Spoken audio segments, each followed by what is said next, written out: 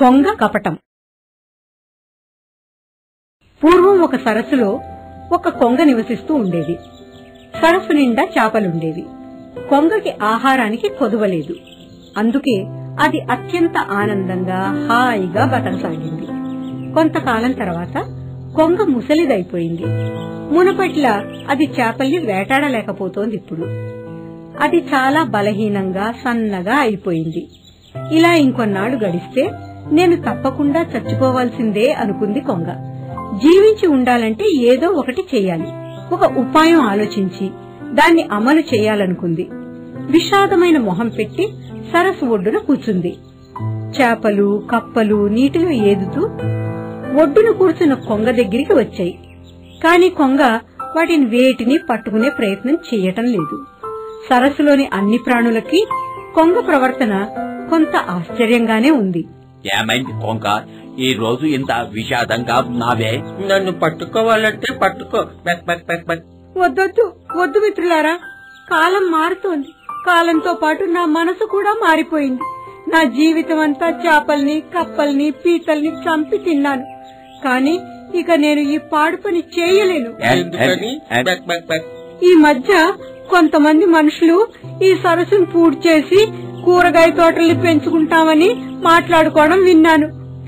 వాళ్లే ఈ సరస్సుని మట్టితో పూర్తి చేస్తే చేపలు కప్పలు పీతలన్నీ చచ్చిపోతాయి కదా. కప్పలు నీటిలోకి దుమికి ఈ విషయమంతా మిగతా ప్రాణులకి చెప్పాయి. ఈ దుర్వార్త అన్ని ప్రాణుల్ని కలవరపరిచింది.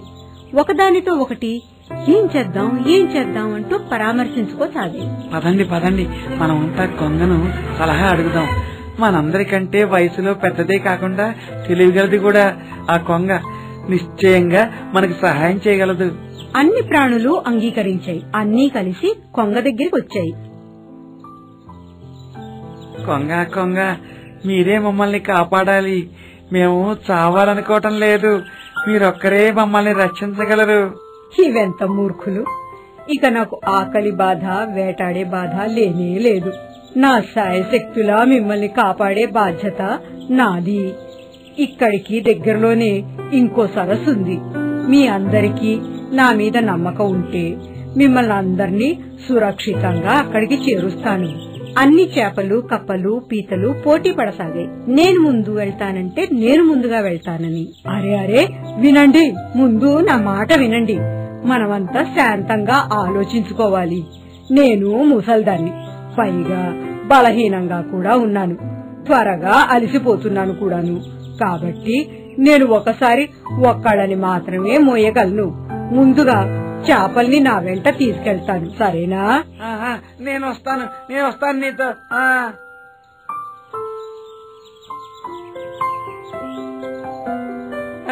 మనం ఆ సరస్సు దగ్గరికి చేరుకున్నావా? అరే మూర్ఖ చేప, మీరంతా నా వలలో చిక్కుకున్నారు. ఇప్పుడు నేను మిమ్మల్ని రోజుకొకరిగా తినేస్తూ ఉంటాను. ఈ విధంగా కొంగ సంతోషంగా జీవిస్తోంది. ఎప్పుడు ఆకలేస్తే అప్పుడు చేపల్ని పట్టుకోవడం, కొత్త సరస్సుకి తీసుకెళ్తున్నట్టుగా చెప్పి కొంత దూరం తీసుకెళ్లి చంపి తినడం అలవాటైపోయింది. ఒకరోజు ఒక పీత కొంగ దగ్గరకొచ్చి ఇలా అంది.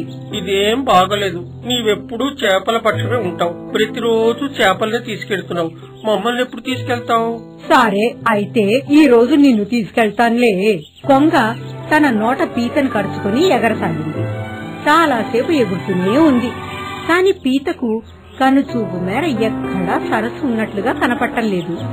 కొంగ ఒక చోట వాలుతుంది. అక్కడ ఎండిన చేపల ముళ్ళు పీత కంట పడతాయి. కొంగ మోసం చేసి చేపల్ని ఎలా తినేసిందో పీతకి అర్థమైంది. మమ్మల్ని తెలివి తక్కువ దద్దమ్మలుగా భావించి రోజుకి ఒకరిని తింటూ వచ్చిన ఈ కొంగకు బాగా బుద్ధి చెప్పాలి. పీత తన పదునైన కాళ్లగోళ్లతో కొంగ గొంతుని నొక్కిపట్టింది. కొంగ దాన్నించి తప్పించుకోవాలని పీతని కిందకి తోసేయాలని ప్రయత్నించింది. కాని అది ఫలించలేదు. వదిలేయాల్సిందిగా ప్రార్థించింది. కాని పీత దాని మెడను మరింత బలంగా నొక్కింది. కొంగ తల శరీరం నుంచి విడిపడి అది చచ్చిపోయింది.